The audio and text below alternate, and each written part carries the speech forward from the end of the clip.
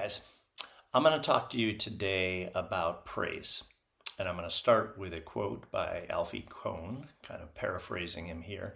But he says, when genuine support and enthusiasm are present, good job isn't necessary.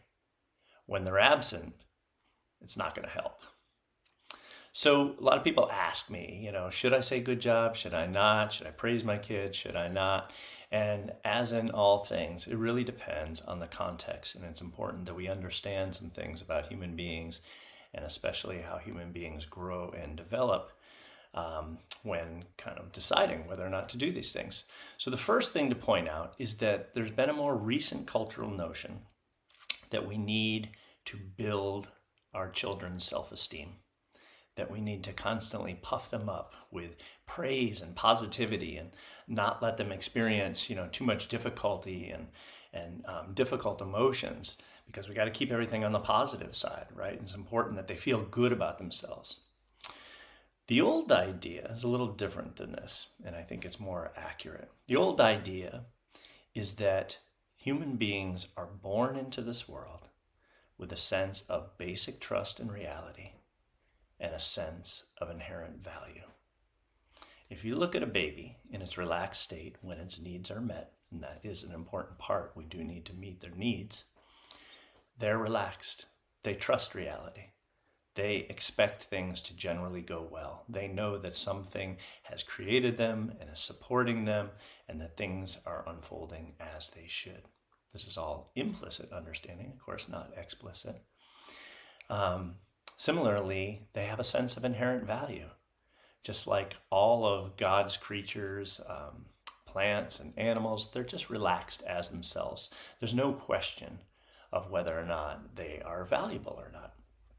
So our job really is to continue to meet their needs and preserve their contact with the sense of basic trust in reality and sense of inherent value, rather than trying to puff up their ego and build self-esteem, which makes them more fragile.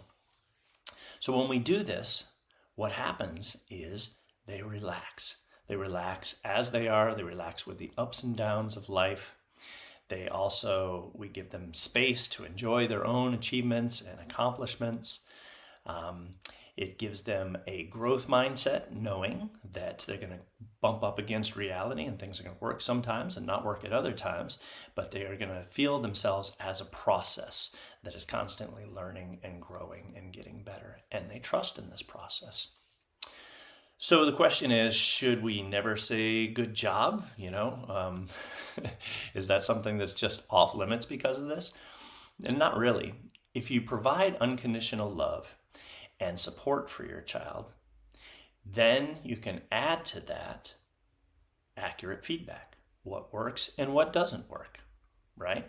Something's not going well, you tell them, no, that didn't work out so well, did it? And you help them find a way to learn from that and change directions. Now, if things that they do are going really well, they win or they succeed or something like that, it's totally fine to enjoy and celebrate with them, right? Good job in that context is just an acknowledgement of things that went well, rather than trying to puff them up. So I make the distinction between sugar-coated manipulative praise, which is designed to keep them all on the positive side and keep puffing them up, and simply celebrating with them, right? So the difference here is in the first case, when it's sugar-coated manipulative praise, what you're doing is you're promoting egoic pride that is designed to kind of pump up their ego, their self-image, their self-esteem, which is inherently more fragile because it's disconnected from reality and disconnected from other people a little bit. Whereas when you're simply celebrating with them, when all of a sudden a new capacity comes online and they're able to walk, like if you've ever seen a toddler, all of a sudden they're walking across the floor, they're like, ah! They're simply excited and they're experiencing essential pride. And to me, essential pride is that pride of watching true nature or presence do its thing in the world, bubble up and emerge as capacities through our bodies and in us as people. And when we see that happen, it is a delight.